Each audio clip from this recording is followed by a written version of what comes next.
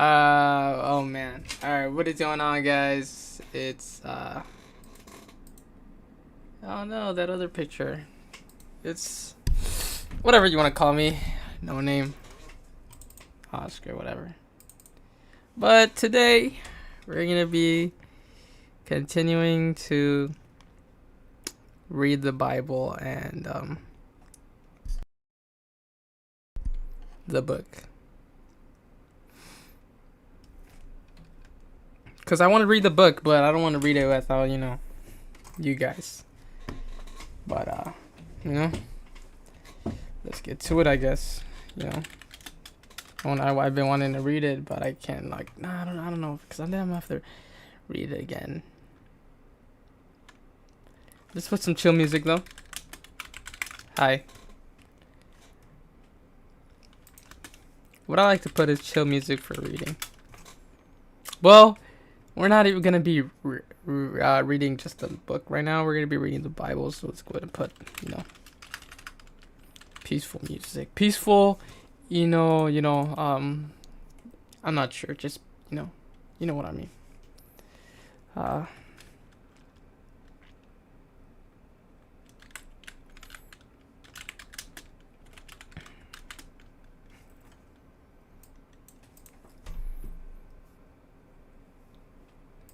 I forgot what I put last time. No. Peaceful.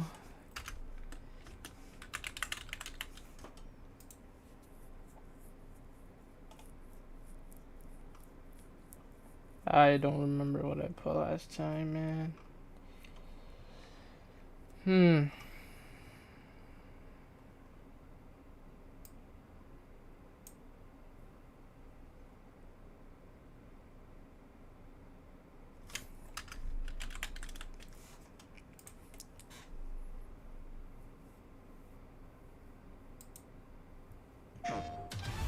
Alright, this is an ad, sorry.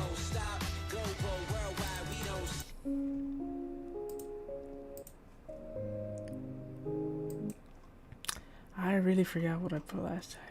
What did I search up?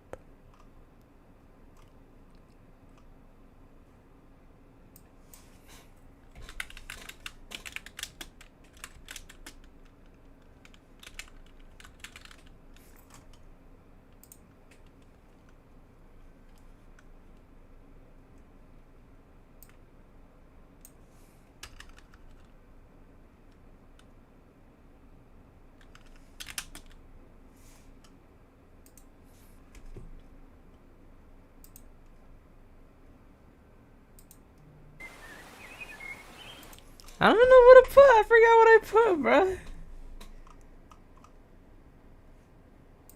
What did I put?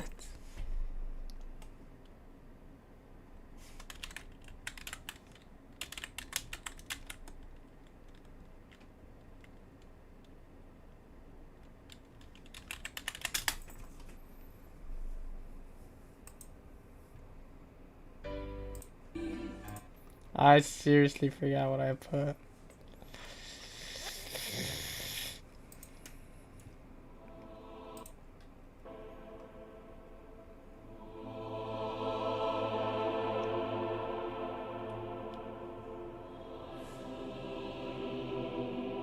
This is actually very peaceful.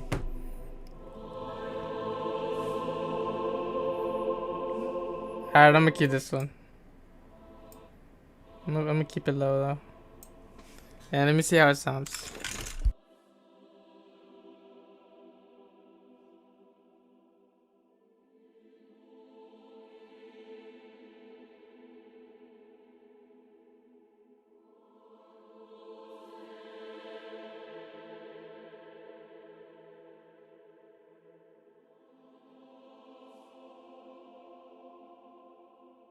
Alright, I think that's good. Alright, I think that's good. Alright, so nobody likes to watch these streams, okay? Because I'm reading the Bible. These people are like, who's gonna? I don't want to watch a screen and just listen to someone read a Bible. I don't want to, But It's good for me to look back at this and just, read. So last time we left off on chapter 5. So we reached all the way to chapter 5. So we read 5 chapters. I read like an hour, I think. Sorry. Alright. Chapter 5. Are you guys ready? Well, no one's even watching, so. Am I ready? Alright, let's do this. Chapter 5, John 5. Chapter 5. After this, there was a feast of the few Jews. After this, there was a feast of the Jews, and Jesus went up to Jerusalem. Now, there is at Jerusalem, by the sheep market, a pool, which is called in the Hebrew tongue Bethsaida. Sorry if I don't pronounce these words again correctly. It's hard to see words that you've never seen before and, try to pronounce them from a book and not even hear, the pronunciation. Having 5 porches. And these lay a great multitude of impotent folk, of blind, halt, withered, waiting for the moving of the water. For an angel went down at a certain season into the pool, and troubled the water. Whosoever then first after the troubling of the water stepped in was made whole of whatsoever disease he had. And a certain man was there, which had an infirmity 38 years. When Jesus saw him lie, and knew that he had been a long time in that case, he saith unto him, Wilt thou be made whole? The impotent man answered him, Sir, I have no man, when the water is troubled, to put me into the pool, but while I am coming, another steps down before me. Jesus saith unto him, Rise, take up thy bed, and walk. And immediately the man was made whole, and took up his bed, and walked. And on the same day was the Sabbath. The Jews therefore said unto him that was cured, It is Sabbath day. It is not lawful for thee to carry thy bed. He answered them, He that made me whole, the said unto me, Take up thy bed and walk. Okay, I think I already read this part. Oh, that's right. I left off on... I didn't leave off on chapter 5. I left off on chapter 6. So I read 5 chapters. So I left off on chapter 6 when it's Jesus walking on the sea. Alright. So let me change the picture.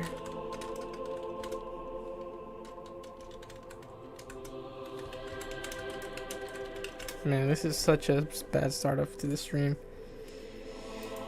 Sorry. But right now I'm setting the picture to, Jesus walking in the sea. Alright, so bear with me, boys. Bear with me. Okay. I'm setting up the image right now. Almost done, and we can start off reading, okay? So I'm not sure if you guys can see my screen. Oh, I think you guys are watching my screen. Are you guys watching my screen? Okay, you are. Alright. God, this dumb chair. Alright. Chapter 6. After these things, Jesus went over the Sea of Galilee, which is the Sea of Tiberias. Okay. You know what? For now on, the words we don't know how to pronounce, we're going to go ahead and search it up how it's pronounced, okay? So, Galilee. Galilee. Alright.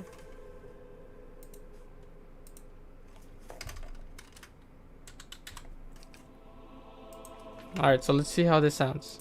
Galilee. Galilee. So I've been saying it the whole time. Galilee. Galilee. I've been saying Galilee.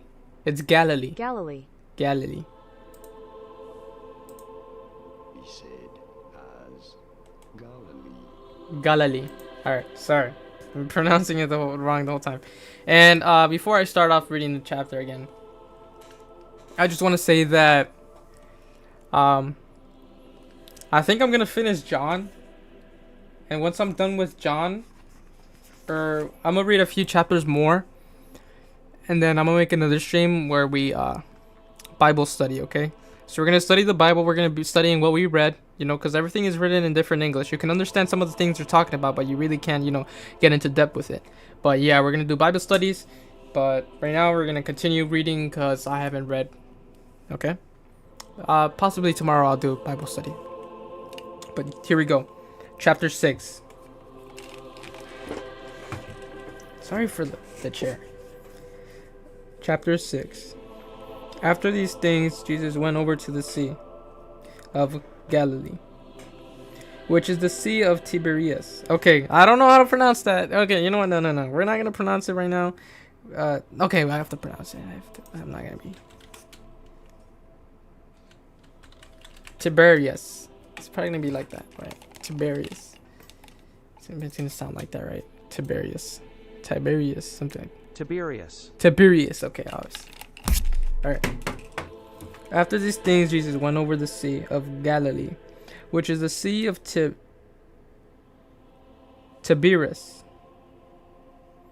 and a great multitude followed him, because they saw his miracles which he did on them that were diseased. And Jesus went up into a mountain, and there he sat with his disciples. And the Passover, a feast of the Jews, was nigh. When Jesus then lifted up his eye, and saw a great company come unto him, he saith unto Philip, When shall we buy bread, that these may eat? And this he said to prove him, for he himself knew what he would do. Philip answered him, 200 penny worth of bread is not sufficient for them, that every one of them may take a little. One of his disciples, Andrew, Simon Peter's brother, saith unto him, There is a lad here, which hath 5 barley loaves, and 2 small fishes. But what are they among so many? And Jesus said, Make the men sit down. Now there was much grass in the place, so the men sat down, in number about 5,000. And Jesus took the loaves, and when he had given thanks, he distributed the disciples, and the disciples to them that were set down, and likewise of the fishes as much as they would. When they were filled, he said unto his disciples, Gather up the fragments that remain, that nothing to be lost. Therefore they gathered them together, and filled 12 baskets with fragments of the 5 barley loaves, which remained over and above unto them that had eaten. Then those men, when they had seen the miracle that Jesus did, said, This is of a truth that prophet that should come into the world.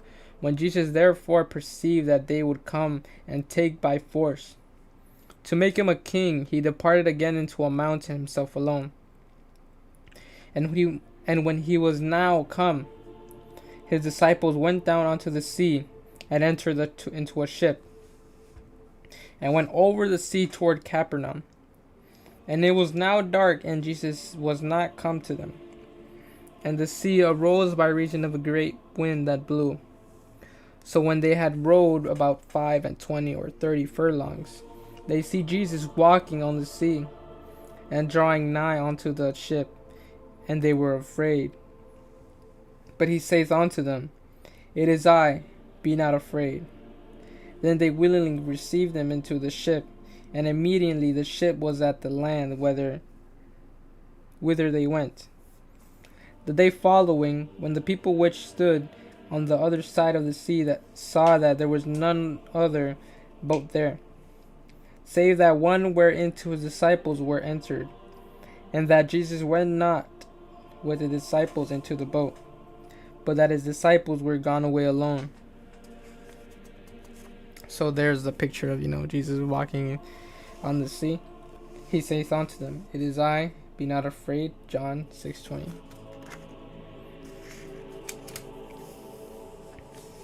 John 6.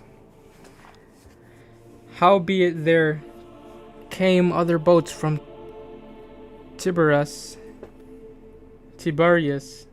Tiberias, nigh unto the place where they did eat bread. After that the Lord had given thanks. When the people therefore saw that Jesus was not there, neither his disciples, they also took shipping, and came into Capernaum, seeking for Jesus. And when they had found him on the other side of the sea, they said unto him, Rabbi, when comest thou hither? Something like that. Oh my god. Alright, let's see. Let's see how you pronounce this. I think it's hither or hither. I think okay, it's hither. Hither. Hither. Hither. Okay. It's, whatever. English is so like complicated. Whatever. Jesus answered them and said, okay. Jesus answered them and said, verily, I say unto you, ye seek me, not because ye saw the miracles, but because ye did eat of the loaves and were filled. Labor. Okay, we're gonna see how you pronounce that.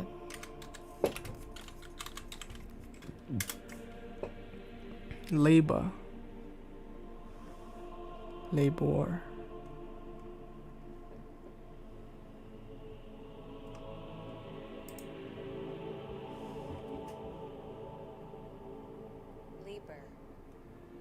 Okay, wait.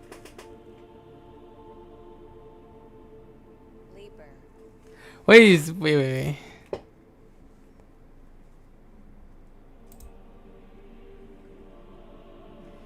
Okay, so in English, labor is spelled with no U, but in UK English is spelled with labor, which makes completely more sense. English is so bad. Okay, what happens if I search up labor just without the U?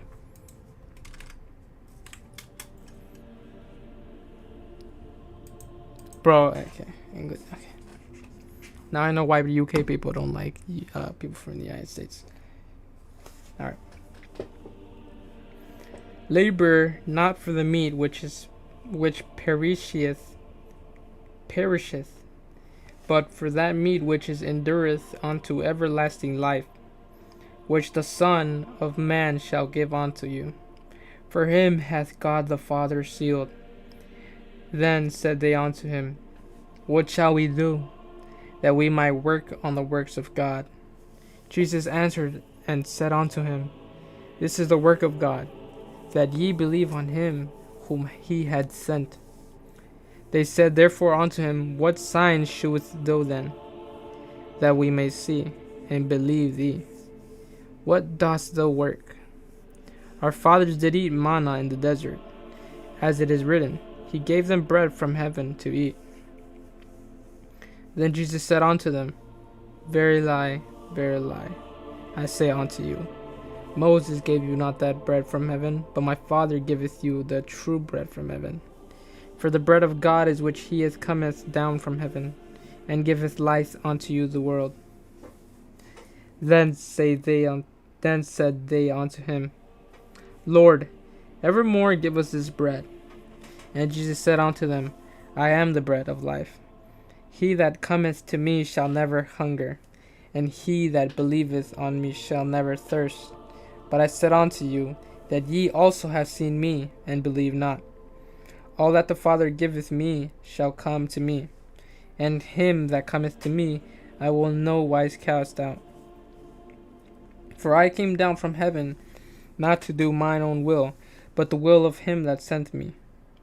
And this is the Father's will which hath me sent, that of all which he hath given me, I should lose nothing, but should raise it up again at the last day.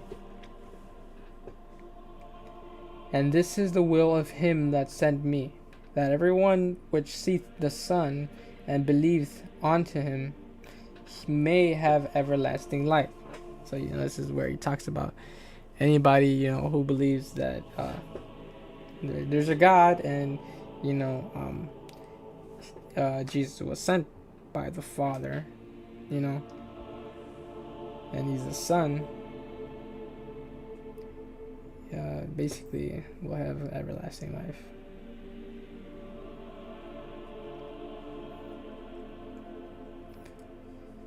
And I will raise him up at the last day.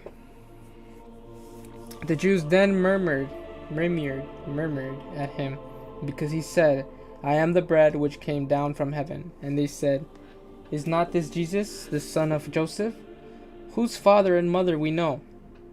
How is it then that he saith, I came down from heaven? Jesus therefore answered and said unto them, Murmur not among yourselves. No man can come to me except the Father, which hath sent me, draw him, and I will raise him up at the last day. It is written in the prophets, and they shall be all taught of God. Every man therefore hath heard, and hath learned of the Father, cometh unto me. Not that any man hath seen the Father, save he which is of God. He hath seen the Father. Verily, I say unto you, he that believeth on me hath everlasting life. I am that bread of life. Your fathers did eat manna in the wilderness, and are dead. This is the bread which cometh down from heaven, that a man may eat thereof, and not die. I am the living bread, which came down from heaven. If any man eat of this bread, he shall live forever. And the bread that I will give in my flesh, which I will give for the life of the world. The Jews therefore strove among themselves, saying, How can this man give us his flesh to eat? Then Jesus said unto them, Verily, I say unto you, except ye eat the flesh of the Son of Man, and drink his blood, ye have no life in you. Whoso eateth my flesh, and drinketh my blood, hath eternal life, and I will raise him up at the last day.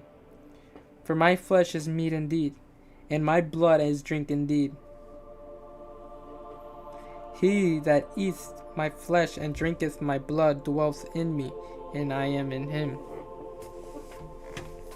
As the living Father hath sent me, and I live by the Father, so he hath eaten me, even he shall live by me. This is that bread which came down from heaven, not as your fathers did eat manna, and are dead. He that eateth of this bread shall live forever. Wait.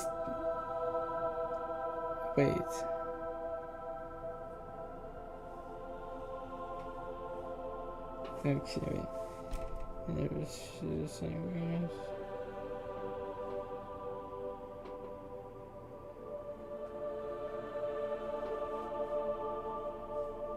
Okay, so I thought this was a copy of what we read, but no, this is different. Okay.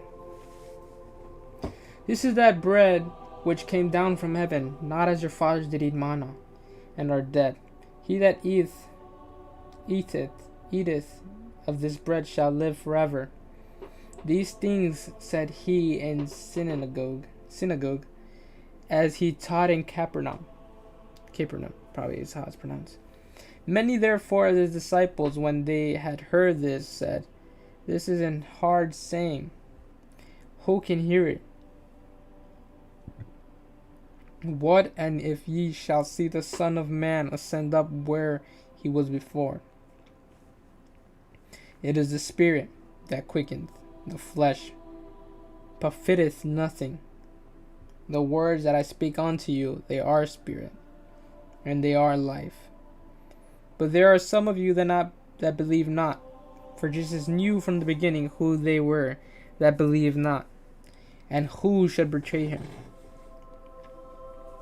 And he said, Therefore said I unto you, that no man can come unto me, except it were given unto him of my Father.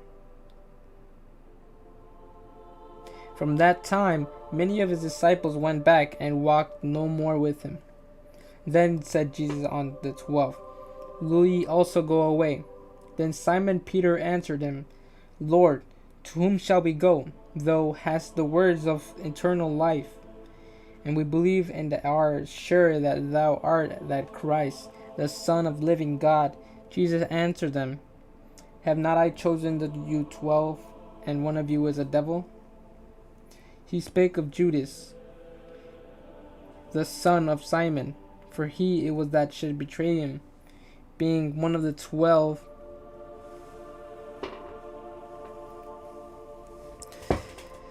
I think I'm gonna read one more chapter. After these things, Jesus walked in Galilee, for he would not walk in Jewry, because the Jews sought to kill him. Now, the Jews' feast of tabernacles, something like that, was at hand. His brethren therefore said unto him, Depart hence, and go into Judea, that thy disciples also may see the works that thou dost. For there is no man that doeth anything in secret, and he himself seeketh to be known openly. If thou do these things, shew thyself to the world. For neither did his brethren believe in him. Then Jesus said unto him, My time is not yet come, but your time is always ready. The world cannot hate you, but me it hateth, because I testify of it, that the works thereof are evil. Go ye up unto this feast. I go not up yet unto this feast, for my time is not yet full come. When he had said these words unto them, he abode still in Galilee.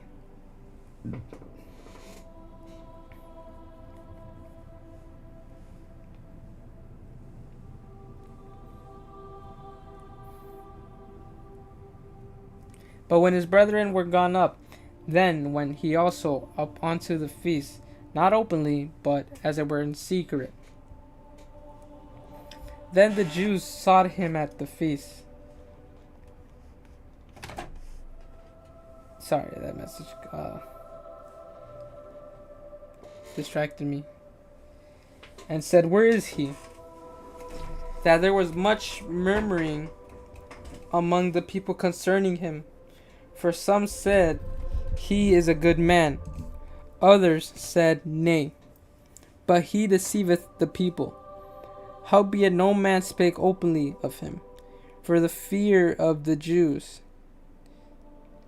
Now, about the midst of the feast, Jesus went up into the temple and taught. And the Jews marveled, saying, How knoweth this man letters, having never learned? Jesus answered them, and said, My doctrine is not mine, but his that sent me. If any man will do his will, he shall know of doctrine, whether it be of God, or whether I speak of myself. He that speaketh of himself seeketh his own glory, but he that seeketh his glory that sent him, the same is true, and no unrighteousness is in him. Did not Moses give you the law, and yet none of you keepeth the law? Why go ye about to kill me? The people answered and said, Thou hast the devil. Who goeth about to kill thee? Jesus answered and said unto them, I have done one work, and ye all marvel. Ye all marvel. Moses therefore gave unto you circumcision, not because it is of Moses, but of the fathers. And ye on Sabbath days circumcise a man.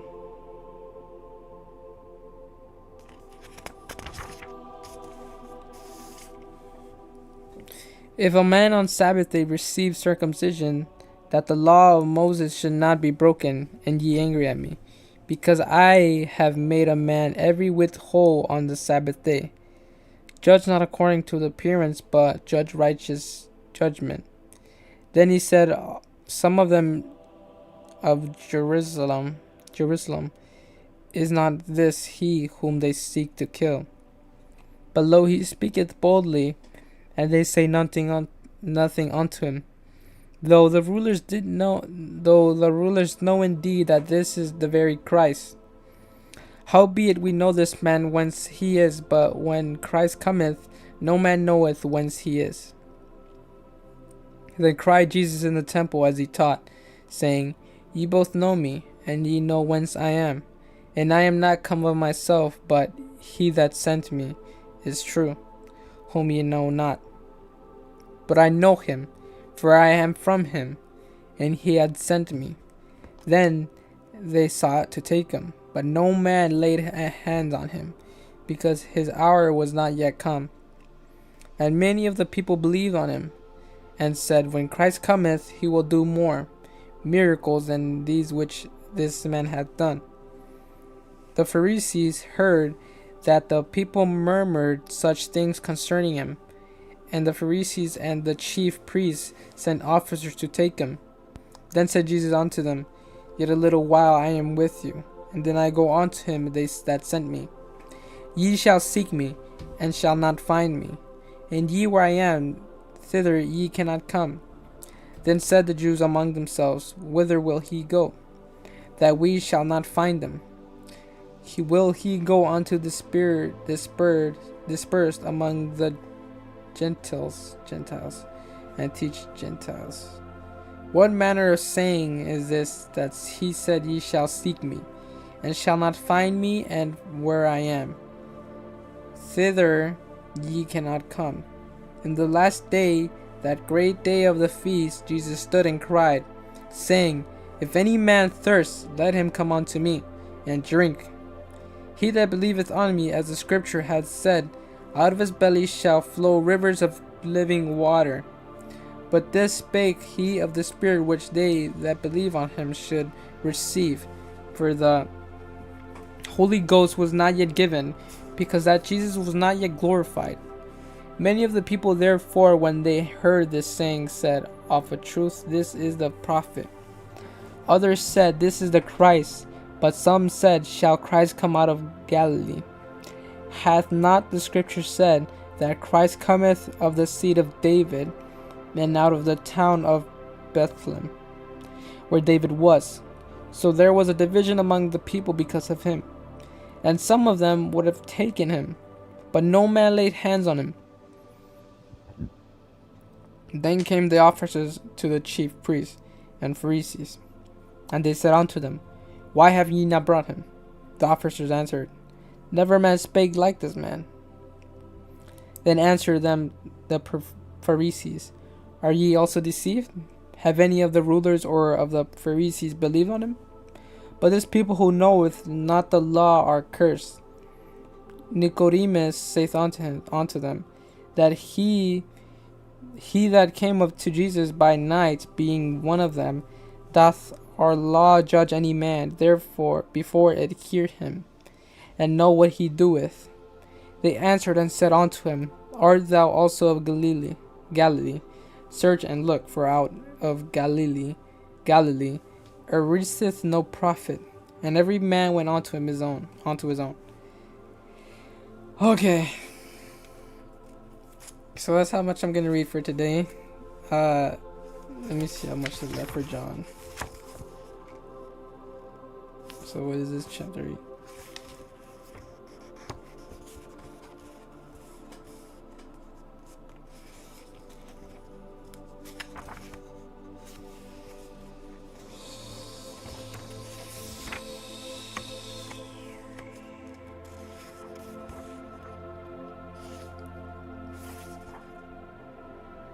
Okay, so there is okay.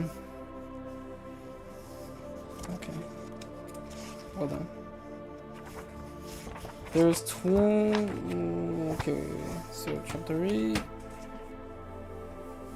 and then there's 21 chapters out of John. So 21 minus 8 is 13. So 13 chapters left.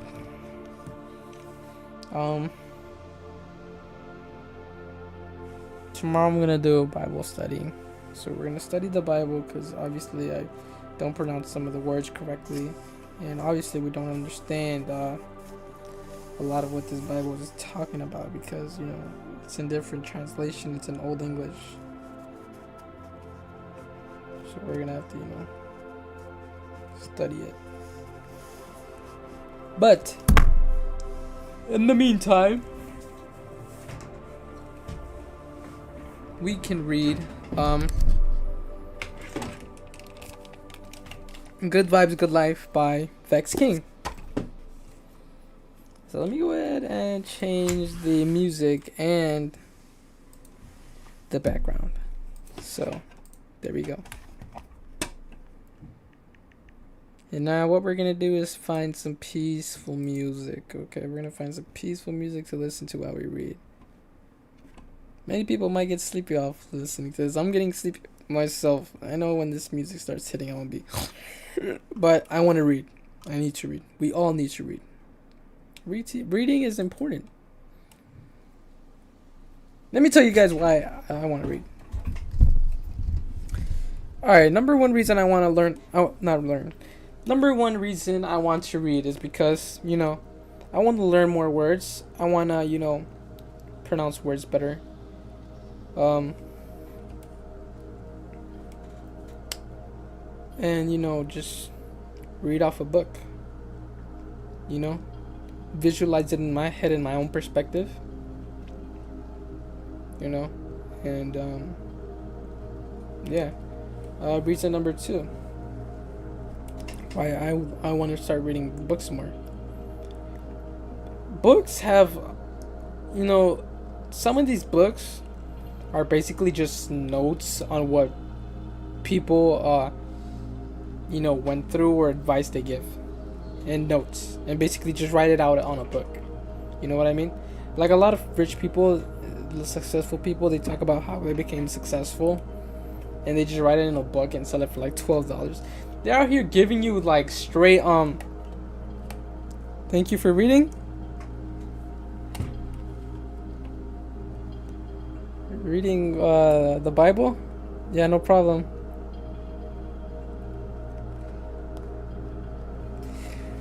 What was I saying? Oh yeah, they basically just spitting out game, you know what I mean? Spitting out game like what was his name? David Goggins, you know? He made a book and it helped surprisingly a lot of people. Who else? What was his name? Napoleon Hill wrote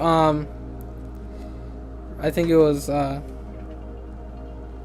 Think Rich Grow Rich. Yeah. And I think it's a top selling book right now. And it's a really old book. And another book that spits out game that helped a lot of entrepreneurs is Rich Dad Poor Dad, which that's what kind of also, you know, made me understand, you know, I don't want to talk too much because I want you guys to read the book, but it taught me how to understand how a business worked. And I'm not even done reading all of it. I'm barely in the beginning, but let me tell you this. In the beginning of the book, he talks about, you know, let money work for you. All right. Well, what does that mean? You know, I asked someone this, and he was like, I don't know what that means. I'm like, so basically, let money work for you. What do you think that means? He's like, no, I can't think of anything that it might mean. And so I told them, so, okay, there's a perfect example of this on Instagram. A perfect example by this illustrator.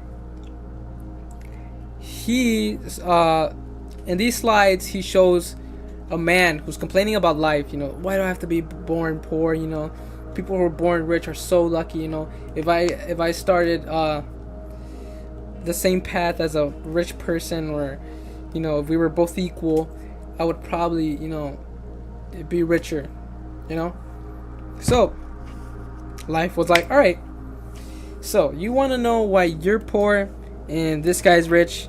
All right, I'm gonna put you guys in an equal position where you both, you know, have a bucket of water and a sponge and some soap. Okay, so the rich guy becomes poor again, and the poor guy, you know, he's equal as the rich guy now. So they both start washing cars, blah blah blah. First day, you know, they make the same amount of money, and, you know, blah blah blah.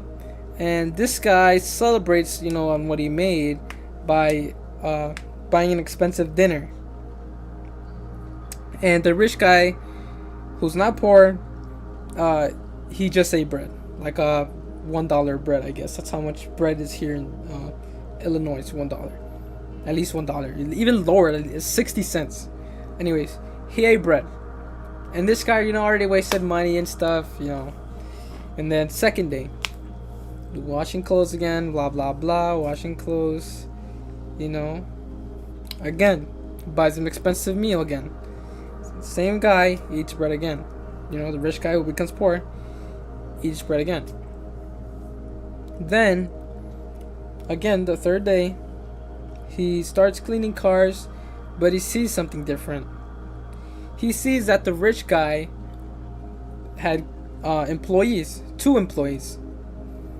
He was like, what is this guy doing? You know, he's like, what is this guy doing?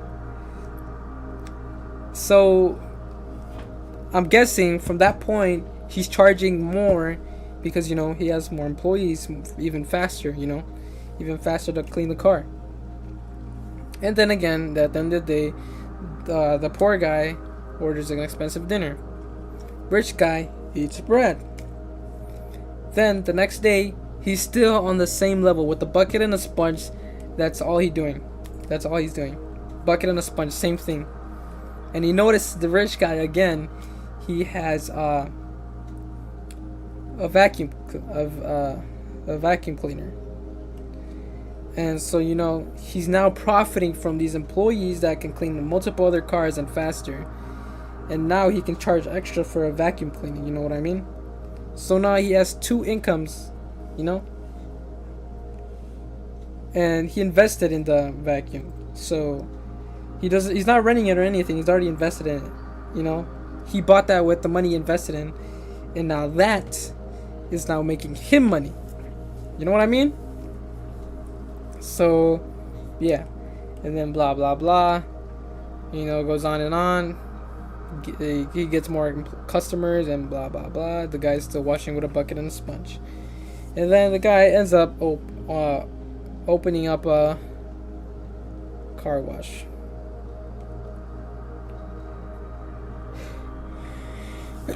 Man, I might be bad at reading right now. It's because I'm really tired. I had a long day today, but I want to continue reading.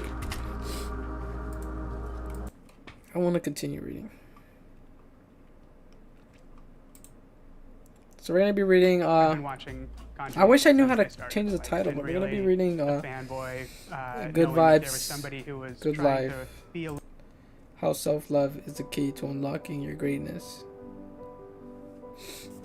Alright, so this is some peaceful music. This is some like you would listen to a movie. You know what I mean? Like Stuart Little or something. This is like some like this is some like Matilda music, bruh. Alright, whatever. Introduction. And we're in chapter 2, by the way. I think we're in chapter 2. I might have to change this music, not gonna lie. Oh, no, we're in part 1. Alright, this music is too intense, bro. We're not reading like a fictional book.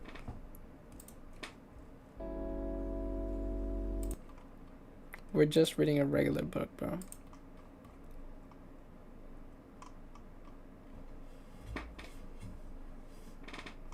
Just a regular book.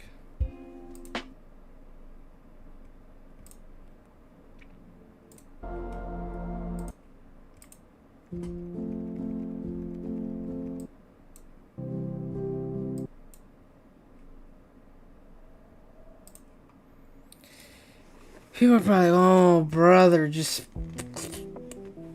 choose the music already. This is some Stranger Things. We're not reading a fictional book though, you know what I mean? I'm trying to set the tone.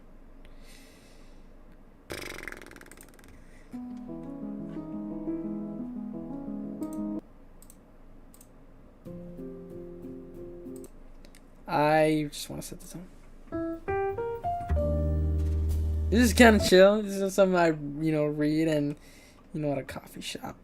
But no.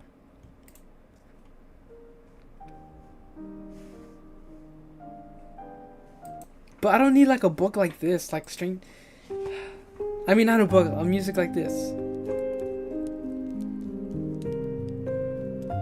This is like something we would use in cinematography.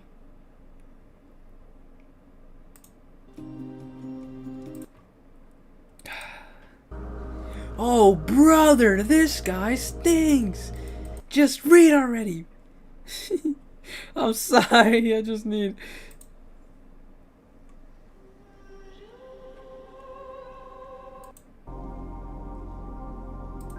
That's beautiful. But no.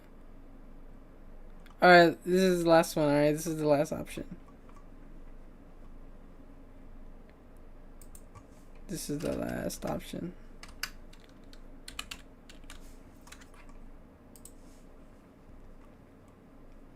This is the last option right here. I have a challenge for all. Bro, Mr. Beast, why you gotta ruin it?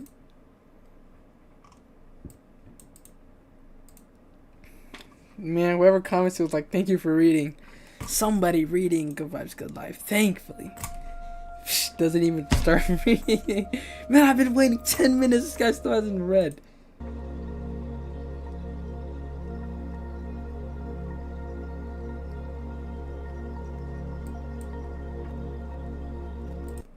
This guy still hasn't read. I'm over here waiting to read. Listen to this audio. And this guy hasn't even started reading it. What a son of a gun.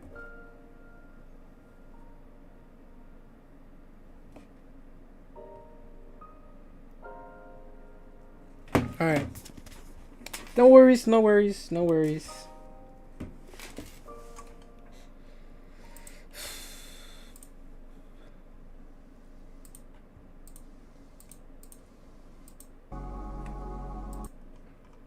I'm sorry, I just need, Alright, this is cool.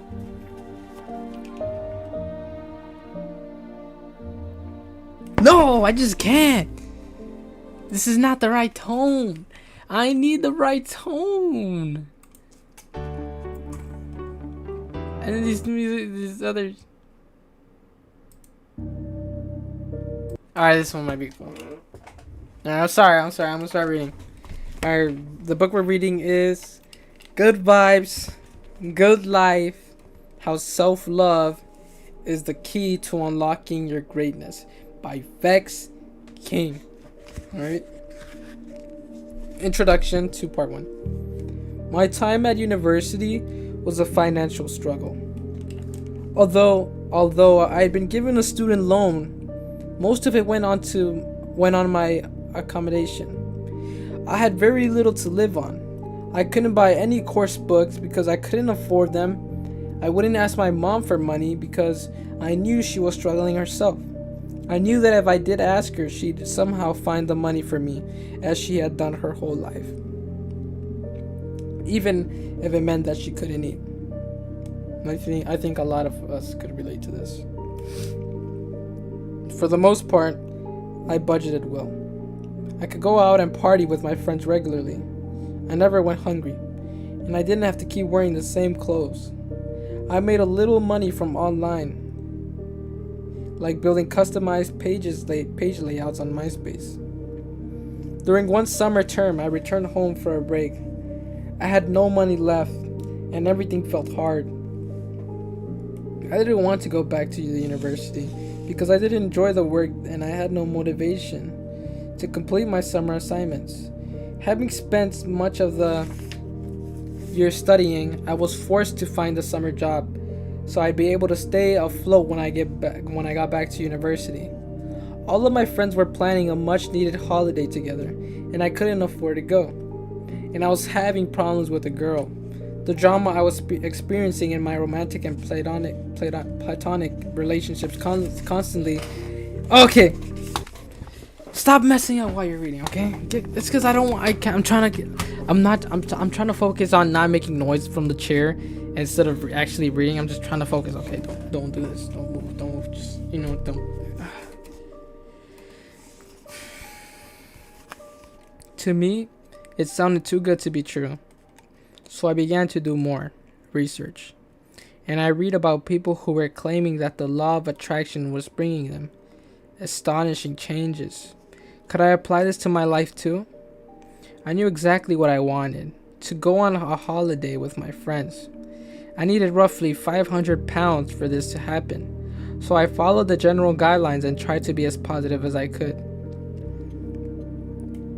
A week or so later, I received a letter from the tax office saying that I may have paid too much tax. Was this a sign that the law of attraction was working? I filled out the form to provide them with the further details and posted it back to them as soon as I could. A week went by and I heard nothing. My friends were getting ready to book their holiday, and I felt miserable that I wouldn't be able to join them. The potential of a tax rebate lingered in the back of my mind with growing frustration. I rang the tax office and asked them if they received my letter. They confirmed that they had and that I'd hear back soon. At this point, I felt excited, but I was running out of time. The summer term was ending and my friends would be going away soon. Another week went by and I still hadn't received anything. I was starting to give up on the idea and told my friends to book the holiday without me. I decided to focus elsewhere and lift my mood by reading motivational material. That's what I'm doing right now. At least, this would make me feel a little bit better about life. A few more days passed, then an envelope from the tax office arrived. I opened it nervously. Inside was a check for £800. I was shocked, overwhelmed, and overjoyed. I got myself to the bank as fast as I could to deposit the check. Checks usually take up to 5 days to clear, but this one was in my account within 3 days. The following Monday, my friends and I booked a last-minute holiday and flew out 4 days later.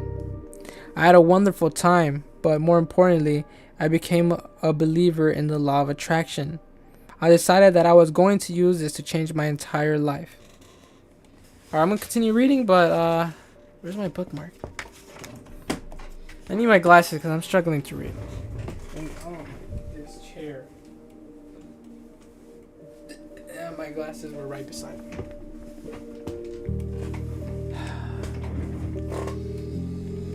Okay. Maybe this music is distracting too because I was wearing my headset. I don't really do that when I'm reading. Alright. So what was it? Okay. There's something missing from the law of attraction. For the law of attraction to work, you have to think positively. However, it's difficult to stay positive all the time. When things go wrong in life or they don't quite turn out how we expect it, it's hard to remain optimistic. Most people saw me as a positive individual, but when things got hard, I was far from it. Anger had always got the better of me. Sometimes, external events would create as much rage within me that I'd want to wreck everything in sight. As a result, I'd enter a downward spiral. I fluctuated constantly from highs to extreme lows. I was like two different people. These inconsistencies were projected onto my life. I'd go through some really good periods and then experience really bad ones. During the bad times, it was impossible to see the bright side of things. I tend to give in and take out my frustrations onto the world by smashing up furniture, speaking rudely to others, and moaning about how terrible it was to live in the world. During my last year of university, I experienced a massive setback in a group project that counted for a significant percentage of my final grade. When my group became divided over how much of a contribution people were making, I tried to be optimistic about it and expected it to work out in the end, but it didn't. It got really messy. It suddenly seemed clear that the law of attraction didn't always work. My group was completely divided, arguing constantly over our individual roles and how much effort each member was putting in just months before graduation. Things got out of control and harsh words were exchanged. Unfortunately, there was no way to fix this issue. My friend Daryl and I felt that we were treated very unfairly, but there wasn't much we could do about it, other than work 10 times harder. With looming deadlines that seemed impossible to meet, especially on top of the rest of our workload, we were concerned we'd fail our assignments and exams, and therefore be unable to graduate. It felt like we wasted our entire time at university. I had gone to university because I felt like I had to. It was what you were supposed to do if you wanted a good job and a comfortable life. which I hadn't experienced during my childhood, but deep down, I didn't really want to be there. I didn't enjoy it. I always knew I wouldn't end up in a traditional job. I was doing this for my mom more than anything. I'd watched her struggle my whole life and wanted to show her it hadn't been in vain. Now that I was close to the finish line, it was all going to be taken away from me. All I could think about was letting my mom down, letting myself down, and all the money wasted on a degree that I was going to fail. It was all for nothing. I was overcome by negative thoughts. I told my mom I was going to leave university, as I had no reason to be there. I hated it, and it was unfair what I was going through. My rage needed a scapegoat, so I blamed her for everything lovingly. She tried to convince me to stay and do best as I could. But in anger, I only argued with her even more. I was fed up with the endless problems that I wanted to leave everything behind. I had no reason to live and no purpose in life. My low state even led me to revisit some of my worst memories, which just added more fuel to the fire, convincing me that my life was worthless. What was the point in having dreams if I could never manifest them? I convinced myself I was living a lie and kidding myself that I could do big things. Transcends time and space, other than love. I didn't know there was that. Jazz master for sure. Was that playing the whole It time? influences I'm me. sorry. It seemed clear right then, great things were never meant for me.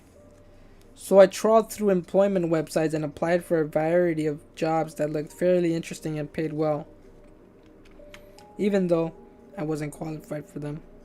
I thought that if I could land one, I wouldn't seem like a complete failure and would at least have some money to help out my family with their debt bills and expenses, including my sister's weddings. In my covering letters, I explained that although I was underqualified, I'd be the imperfect employee. No one responded. Underneath it all, I knew I couldn't quit university when I'd already come so far. I'd expended so much energy trying to find a way out of the problem, but now it was time to face what had to be done and hope for the best. But first, I had my eldest sister's wedding to attend. This added more pressure. It meant that I'd have to hand in an assignment earlier than everyone else and take time off university. Just 2 months before my final deadlines, which would set me back even more. Stubbornly, I told my family that I couldn't go to the wedding, even though I knew I'd forever regret missing such an important event. In the end, I did go. And as soon as I got there, something unexpected happened, and I felt calm and relaxed. The wedding was in Goa, India, and it was beautiful. Everyone there was shining bright with happiness and love for my sister and her new husband. Honestly, at this point, I wasn't trying to feel positive. I was comfortable feeling down and feeling sorry for myself, and I wanted others to feel sorry for me, too. But this new environment created a welcome shift in me. For the first time in ages, I felt grateful. I'll always remember my sister's wedding, and it taught me a lot about how the universe operates. On my return home, the positive feeling stayed with me. I felt good and very calm about the chaos outside me, and my renewed steadiness motivated me to finish what needed to be done. I created a dummy scorecard that displayed the overall mark I would receive for my degree. I'd stare at this for a few minutes each day while pretending that the impressive grade on the scoreboard was real. I didn't quite believe that I'd achieve it. It was merely a desire, but I did believe that I would do well. Nonetheless, I made up my mind to go to the library every single day for hours on end. I put in a huge amount of extra work needed to complete the group assignment, and more during my breaks. I took time to chat with positive people who were able to make me feel good about myself. Hold on. I need a drink of water.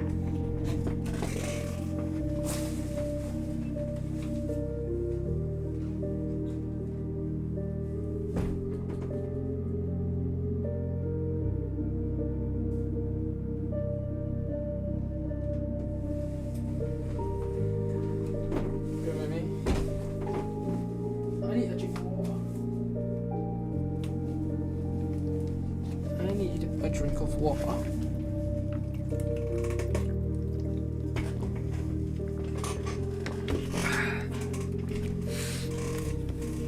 Dumb chair.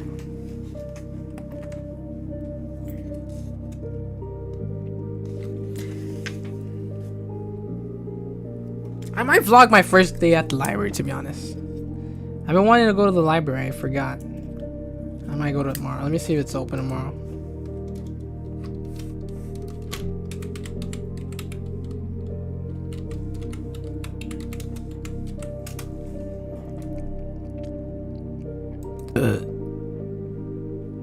Oh my gosh, I'm so sorry. Okay, it is open tomorrow. One of them was the woman I'd eventually fall in love with for life. When it came to exam time, handing in assignments and doing final year presentations, I was confident that I'd done enough. As it turned out, I didn't quite get the marks that were on my dummy scorecard, but I did pass comfortably, and I aced one of the hardest exams on my course, which came as a surprise. I went on to have similar success by using the law of attraction, but overall, the results were hit and miss. I knew I was missing something when I found out what this was. I began to have more consistent success.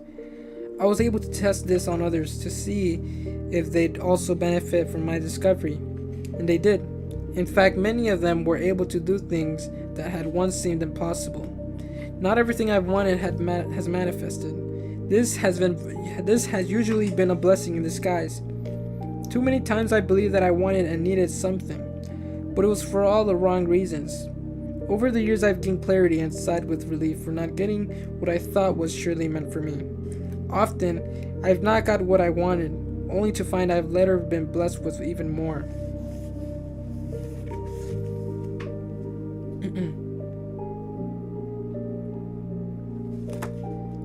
I think that's all I'm gonna read for right now because my voice is very dry. But I might. What time is it? Yeah, I have to go to sleep already. I'll continue to read more tomorrow.